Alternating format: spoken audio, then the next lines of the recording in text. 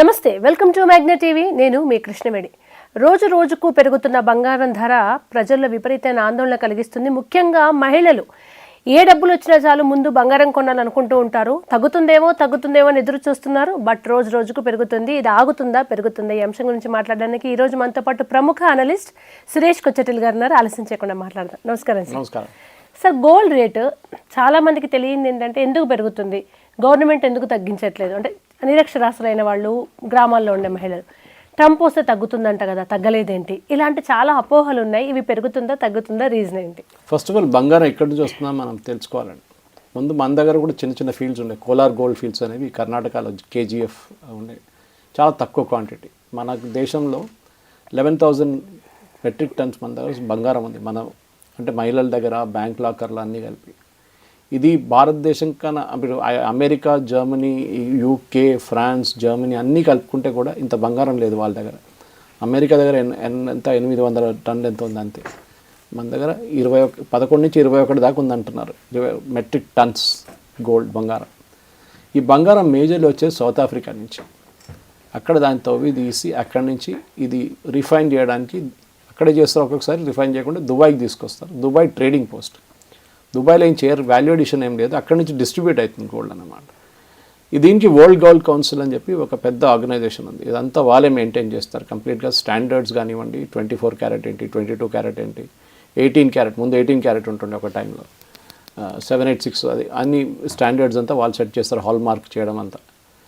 So world gold council కూడా దీని వాళ్ళకు కూడా దీంట్లో ఒక చేయండి రేట్ల గురించి.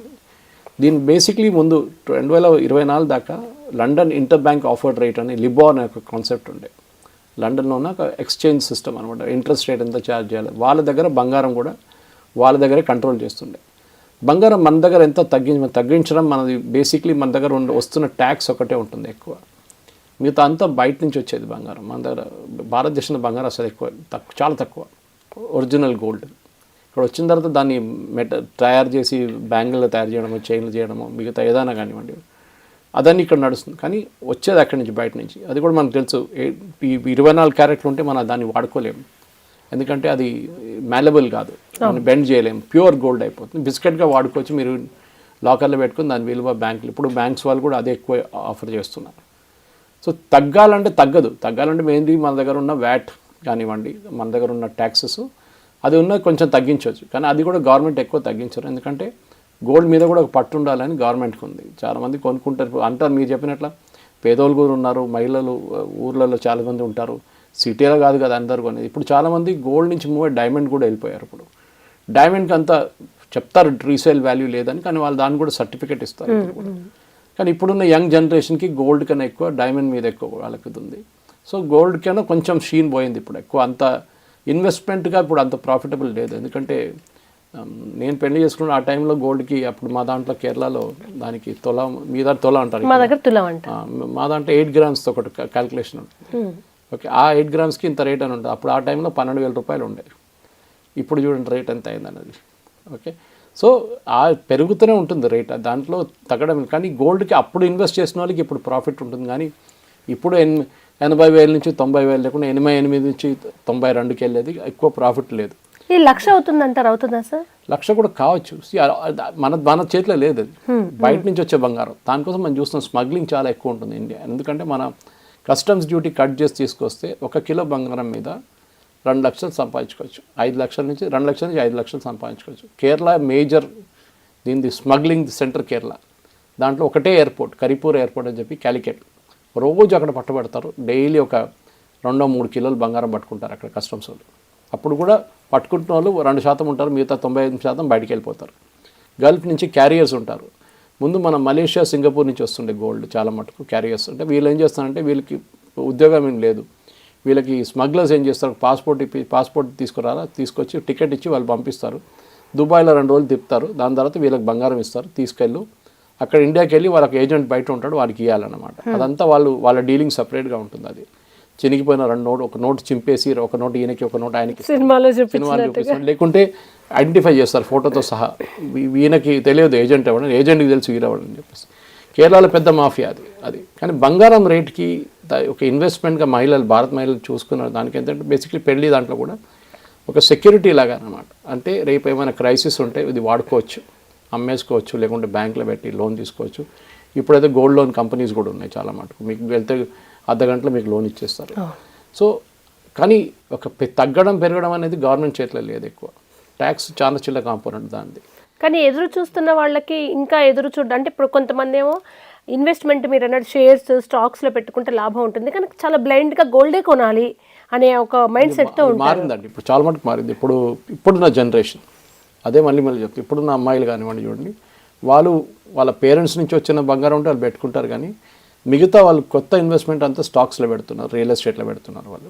వాళ్ళు గోల్డ్ బంగారంలో ఎక్కువ పెట్టలేదు. ఎందుకంటే బంగారం ఎట్లయిపోతుందంటే ఒక పెళ్లికి వెళ్ళినప్పుడు వాడుకుంటాం, లేకుంటే ఏదో వాళ్ళ పెళ్లికి వాడుకుంటారు, లేకుంటే దాని తర్వాత వాళ్ళ రిలేటివ్స్ పెళ్లి ఎక్కడైనా బయటికి వెళ్ళినప్పుడు వాడుకుంటాం. అది మొత్తం కంప్లీట్ డ్రెస్అప్ చేసి వెళ్ళరు. సెక్యూరిటీ వైజ్ కూడా ఇష్యూ అది. ఒక చైన్ స్నాచింగ్లో అది ఇది నడుస్తూనే ఉంటుంది. కానీ బంగారం ఒక డిస్ప్లేగా వచ్చినప్పుడు కూడా ఇదే చెప్పాను, డైమండ్స్కి వచ్చేస్తుంది ఇప్పుడు చాలా మటుకు. అమ్మాయిలు డైమండ్స్ వాళ్ళు ప్రిఫర్ చేస్తున్నారు. సో బంగారం అనేది ఇప్పుడు అట్రాక్షన్ ఉంది, కానీ రిటర్న్ ఆన్ ఇన్వెస్ట్మెంట్ ఎక్కువ లేదు ఇప్పుడు. మీరు ఇప్పుడు బంగారం ఒక తొలగుంటే కూడా మీకు 2 సంవత్సరాలు చూస్తే కూడా చాలా తక్కువ రేట్, అక్కడిక్కడ ఒక మ్యాక్సిమం 4-5,000 పెరుగుతుంది, తగ్గుతుంది. అది తగ్గడం ఎక్కువ ఉండదు, పెరుగుతుంది కానీ తగ్గదు. ఇంకా అది ఇంకోటి ఏంటంటే మన దగ్గర కూడా మనం గుర్తుపెట్టుకోవాలి, డైమండ్ అనేది రీసేల్ వాల్యూ ఎక్కువ లేదంటారు, కానీ ఉంది దాని కూడా రీసేల్ వాల్యూ. బంగారంకి గవర్నమెంట్ దగ్గర కూడా రిజర్వ్స్ ఉంది, మన దగ్గర కూడా కాదు, గవర్నమెంట్ దగ్గర కూడా ఉంది. అంటే మీరు ఇప్పుడు ఫర్ ఎగ్జాంపుల్ చాలామంది అనుకుంటారు నోట్ ఇట్లనే ప్రింట్ చేస్తారు అనుకుంటారు. కాదు, ఇప్పుడు ఒక 100 కోట్లు ప్రింట్ చేయాలి నోట్లు అంటే ఆ 100 కోట్లకున్న బంగారం మన దగ్గర ఉండాలి రిజర్వ్ బ్యాంక్ ఆఫ్ ఇండియాలో. దాని తర్వాత ప్రింట్ చేయొచ్చు, లేకుంటే ఒట్టిగా నోట్లు కొట్టుకుంటే పోతే కాదు. సో ఈక్వివలెంట్ గోల్డ్ ఉండాలి. ఒక క్రైసిస్ జరిగింది, చంద్రశేఖర్ గారు ప్రైమ్ మినిస్టర్గా ఉన్నప్పుడు మన భారతదేశం దగ్గర 2 వారాల ఫారిన్ ఎక్స్చేంజ్ ఉండేవి. ఇప్పుడు మన దగ్గర ఉన్న బంగారం తీసుకెళ్ళి డిపాజిట్ చేసాం లండన్లో, దాన్ని బట్టి అప్పు తీసుకొచ్చాం మనం. మన దగ్గర హోమ్ లోన్ తీసుకుంటున్నట్లు. సో బంగారానికి కంట్రోల్ చేసేది ఒక సౌత్ ఆఫ్రికన్ మైన్, ఒక మాఫియా. అది వాళ్ళని ఏం చేయలేము మనం.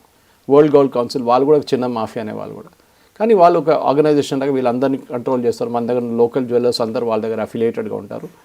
చాలా మటుకు గోల్డ్ షాప్స్ అంతా మా ఊరు నుంచి వస్తారు. కేరళ ఒకటే కాదు, కేరళలో త్రిశూర్ అనే ఒక టౌన్ ఉంది, మా ఊరు అక్కడే. అక్కడి నుంచే ఈ Joy Alukkas, Jose Alukkas, Kalyan jewellers వీళ్ళందరూ అక్కడి నుంచి వస్తారు. Except for Malabar gold is from Calicut.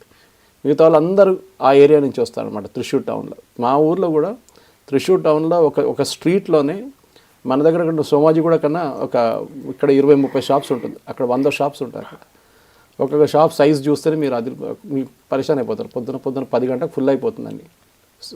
కూర్చోడానికి స్పేస్ కూడా ఉండదు అనమాట. మీరు చెప్పినట్లు బంగారం ఇంత ధర ఎక్కువ అయినా కానీ కొనడానికి ఎవరు మంచి తక్కువ లేదు సార్. అదే ఎందుకంటే వాళ్ళు 1,00,000 అయినా కొంటారు. ఇంకా అది ఎంతంటే బేసిక్లీ వాళ్ళకు ఒక మెంటల్ మేకప్ ఏంటంటే ఇది రేపు ఏదైనా ప్రాబ్లం ఉంటే మనం దాన్ని ఇప్పుడు రియల్ ఎస్టేట్ తీసుకున్నాం అనుకోండి, రేపు రేటు పడిపోవచ్చు రియల్ ఎస్టేట్. లేకుంటే మీరు అమ్మలేరు, సడన్ గా అమ్మలేము సార్. ఎవరికి అవసరం పడింది ల్యాండ్ ఇమీడియట్ గా అమ్ముడు పోదు. అది ఇంకోటి సెకండ్ స్టాక్ మార్కెట్లో కూడా ఒక్కొక్కసారి స్టాక్ మార్కెట్ కొన్న తర్వాత లాంగ్ టర్మ్ ఇన్వెస్ట్మెంట్ ఉంటారు వీళ్ళందరూ. మ్యూచువల్ ఫండ్స్లో వేసారనుకోండి, మీరు ఎగ్జిట్ చేయలేరు అంత జల్దీ. సో ఇది చాలా ప్రాబ్లమ్స్ ఉన్నాయి. బంగారం అట్లా కాదు కదా. బంగారం ఇప్పుడు క్రైసిస్ వచ్చింది, ఏదో హాస్పిటల్ ప్రాబ్లమా లేకుంటే ట్రీట్మెంటో ఏదైనా కానివ్వండి, సడన్గా కావాలంటే మీరు వెళ్ళి హోమ్ లోన్ కంపెనీలో అసలు గోల్డ్ లోన్ కంపెనీకి వెళ్ళి మీరు అది పెట్టేసి అక్కడి నుంచి మీరు డబ్బులు తీసుకోవచ్చు. దాట్ ఈస్ అన్ అడ్వాంటేజ్ అనమాట. సో అది దానికోసం ఇప్పుడు కూడా భారతదేశంలో మహిళలు ఇన్వెస్ట్ చేసే బంగారమే. ఒక పెళ్లి కోసం కానివ్వండి, అమ్మాయి పెళ్లి కోసం బంగారమే చూస్తారు. వాళ్ళు బంగారం మీదే ఇన్వెస్ట్ చేస్తారు. స్టేటస్ సింబల్గా కూడా చూస్తారు చాలామంది. అది తప్పు. అది వాళ్ళు ఇన్ని తొలాలు వేసుకుంటే మా కూతురికి ఎన్ని తొలాలు ఇవ్వాలి, అది తప్పదు. ఎందుకంటే అదే మీరు ఇన్వెస్ట్మెంట్గా, అదే మీరు ఒక ఫిక్స్డ్ డిపాజిట్గా కానివ్వండి, మిగతా ఏదైనా ఇన్స్ట్రుమెంట్స్లో వాళ్ళకి ఇస్తే వాళ్ళు ఏం కావాలంటే అది వాడుకుంటారు అప్పుడు. దట్ ఈస్ ఎందుకంటే అంత అప్రిసియేషన్ ఇంకా ఉండదు ఇక్కడి నుంచి. ఏదో నా పెళ్లి జరిగినప్పుడు 1991లో ఉన్న 11,000 ఇప్పుడు కాదు కదా, అది ఇప్పుడు 95 కాకొచ్చింది. కానీ ఆ టైంలో 18 క్యారెట్ గోల్డ్ ఎక్కువ ఉండే, ఇప్పుడు 21, 22కి వచ్చేస్తాం మనం. సో ఆ డిఫరెన్స్ ఉంటుంది. సో 18 క్యారెట్ గోల్డ్కి అప్పుడున్న విలువ వేరు, ఇప్పుడున్నది సపరేట్ అనమాట. కానీ బంగారం అనేది ఒక అస్పిరేషనల్ థింగ్. మా దగ్గర ఇంత బంగారం ఉంది, లాకర్లో పెట్టుకుంటాం మనం. అది 10 మందికి చూపించవచ్చు వచ్చినప్పుడు, పెళ్లి టైంలో ఎస్పెషలీ అందరికీ. అది కాకుండా బయటికి వెళ్ళినప్పుడు అడుగుతారు కొంతమంది, ఈ చైన్ ఎక్కడ కొన్నావు అమ్మా, ఇది ఎక్కడ కొన్నావు అని అడుగుతారు చాలామంది. అది సో మహిళలకు కూడా ఒక షో ఆఫ్ అని చెప్పాను, కానీ వాళ్ళకు కూడా ఒక ఆస్పిరేషన్ ఇది బంగారం చాలా బాగుంది కదా నెక్లెస్ అని చెప్పేసి అంతే. కానీ ఇప్పుడున్న అమ్మాయిలు చూస్తున్నాం, ఇంక్లూడింగ్ మా కూతురు కూడా పెళ్లి టైంలో కూడా వాళ్ళు ఎక్కువ గోల్డ్ ఇప్పుడు వాళ్ళు ప్రిఫర్ చేయట్లేదు. ఒకటే చైన్, ఒకటే బ్రేస్లెట్ అంతే. సింపుల్గా ఉండాలనుకుంటున్నారు చాలామంది పిల్లలు, అందరు కాదు కానీ చాలామంది పిల్లలు అదే అనుకుంటున్నారు, వెరీ ఎలిగెంట్గా ఉండాలి అదే అని చెప్పేసి. సో అదొక కాన్సెప్ట్ మారుతుంది. కానీ అప్పుడు కూడా వాళ్ళ పేరెంట్స్ ఏమనుకుంటారు, వీళ్ళకి ఏమైనా ఇవ్వాలి కదా అని చెప్పేసి ఇన్ని తొలాలు బంగారం అని చెప్పేసి వాళ్ళకి ఇస్తారు, అది వాళ్ళు లాకర్లో పెట్టుకుంటారు. రేపు ఏదైనా ఇల్లు కొనాలంటే ఏదంటే వాళ్ళు అమ్ముకోవచ్చు, లేకుంటే ఇది చెప్పినట్లు వాళ్ళు లోన్ తీసుకోవచ్చు దాని మీద అనమాట. కానీ రేట్ అయితే తగ్గదు చాలా మటుకు, ఎందుకంటే మన చేతిలో లేదు అది. ఇది ఇంటర్నేషనల్ మార్కెట్ డిటర్మైన్ చేస్తున్నారు రేట్ అంతా లండన్. కానీ మీకు దుబాయ్లోనే గోల్డ్ కన్నా భారతదేశంలో డెఫినెట్గా ట్యాక్స్ దానికి ఎక్కువ ఉంటుంది, దుబాయ్లో తక్కువ ఉంటుంది. దానికోసం స్మగ్లింగ్ ఎక్కువ నడుస్తుంది. అక్కడ కూడా చాలామంది వెళ్ళి కొంటారు. ఓకే, కానీ సేఫ్ కాదు. మళ్ళీ రేపు ఏమైనా అయితే మళ్ళీ ఏం చేయాలి. ఇక్కడైతే మీరు లోకల్ షాప్కి వెళ్ళి అడగొచ్చు, ఇదేంటి బంగారు ఇట్లా ఉందని చెప్పేసి. సో అక్కడ మీరు ఒకసారి కొన్న తర్వాత అంతే సంగతి అయిపోయింది అనమాట. కానీ వరల్డ్ గోల్డ్ కౌన్సిల్ కూడా వాళ్ళు సెక్యూర్ సర్టిఫికేట్స్ ఇస్తారు, అన్నీ చేస్తారు. కానీ బంగారం ఒక భారతదేశం అది చెప్తాం కదా, మన దగ్గర ఉన్న బంగారం కలెక్షన్ చూస్తే యుఎస్, జర్మనీ, ఫ్రాన్స్ అన్నీ కంబైన్ చేస్తే కూడా అంత రాదు. అంత అసెట్ మన దగ్గర ఉందన్నమాట. అన్ని కోట్లు విలువ ఉన్న బంగారం మన దగ్గర అన్ని ఇంట్లో లాకర్లోనే, బ్యాంక్ లాకర్ కానీ ఇంట్లో పెట్టుకుంటారు. అది thank you so much sir. నమస్కారం.